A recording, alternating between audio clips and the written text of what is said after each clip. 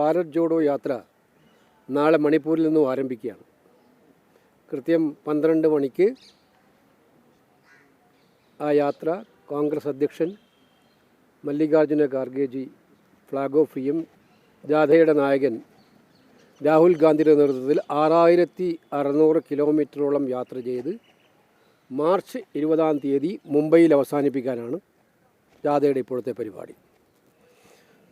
വളരെ വിപുലമായ അറേഞ്ച്മെൻറ്റുകൾ നാളത്തെ ഉദ്ഘാടന പരിപാടിക്കും ലോഞ്ചിങ്ങിനും അത് കഴിഞ്ഞുള്ള യാത്രയുടെ പ്രവർത്തനങ്ങൾക്കും ഉണ്ടായിട്ടുണ്ട്.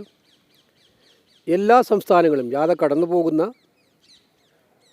മണിപ്പൂർ, നാഗാലാൻഡ്, ആസാം, അരുണാചൽ, വെസ്റ്റ് ബംഗാൾ, ജാർഖണ്ഡ്, ബീഹാർ, ഛത്തീസ്ഗഡ്, ഉത്തർപ്രദേശ്, മധ്യപ്രദേശ്, രാജസ്ഥാൻ, ഗുജറാത്ത്, മഹാരാഷ്ട്ര 15 സംസ്ഥാനങ്ങളിലായിട്ട് 110ഓളം ജില്ലകളിലൂടെ കവർ ചെയ്ത് ഈ ജാഥ കടന്നു പോവുകയാണ്. ഇതിൻ്റെ ഉദ്ദേശം നിങ്ങൾക്ക് എല്ലാവർക്കും അറിയാം. ഇന്ത്യൻ ഭരണഘടന വിഭാവനം ചെയ്യുന്ന നീതി,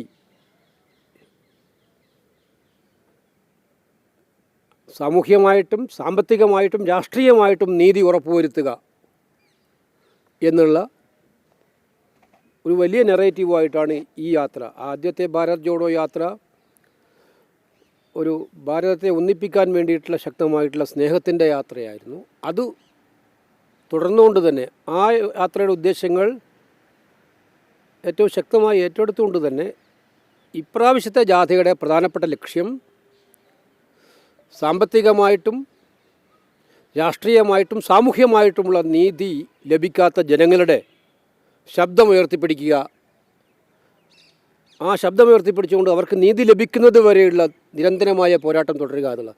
ഭാരത് ജോഡോ യാത്ര 1-ാം ഘട്ടം കഴിഞ്ഞപ്പോൾ ഞങ്ങൾ പറഞ്ഞത് ഇത് യാത്ര ഇവിടെ അവസാനിക്കുന്നില്ല, ഇനിയും തുടരും. അതുകൊണ്ട് ഈ യാത്ര മണിപ്പൂരിൽ നിന്നാണ് ആരംഭിക്കുന്നത്. നിങ്ങൾക്കറിയാം,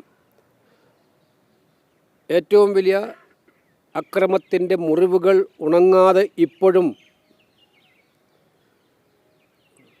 പ്രയാസപ്പെട്ടുകൊണ്ടിരിക്കുന്ന ഒരു ജനതയുടെ മുന്നിൽ വെച്ചാണ് ഈ ജാഥ ആരംഭിക്കുന്നത്.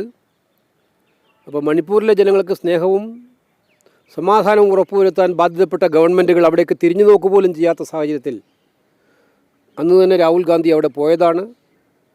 ഇപ്പോഴും സ്ഥിതി വ്യത്യസ്തമല്ല. നമുക്കെല്ലാവർക്കും അറിയാം, രാജ്യത്തെല്ലായിടത്തും സഞ്ചരിക്കുന്ന പ്രധാനമന്ത്രി മണിപ്പൂരിലേക്ക് ഇതുവരെ പോയിട്ടില്ല എന്നുള്ളത് നമുക്കറിയാം. പക്ഷെ ഞങ്ങൾ വീണ്ടും മണിപ്പൂരിൻ്റെ വിവിധ പ്രദേശങ്ങളിൽ ചെന്ന് സ്നേഹത്തിൻ്റെ സന്ദേശം വീണ്ടും ഉയർത്തിപ്പിടിക്കാനും മണിപ്പൂരിനും കൂടി നീതി ലഭിക്കണം, ന്യായം വേണം എന്നുള്ള ആവശ്യം ഉയർത്തിപ്പിടിച്ചുകൊണ്ട് കൂടിയാണ് ഈ യാത്ര നടത്തുന്നത്.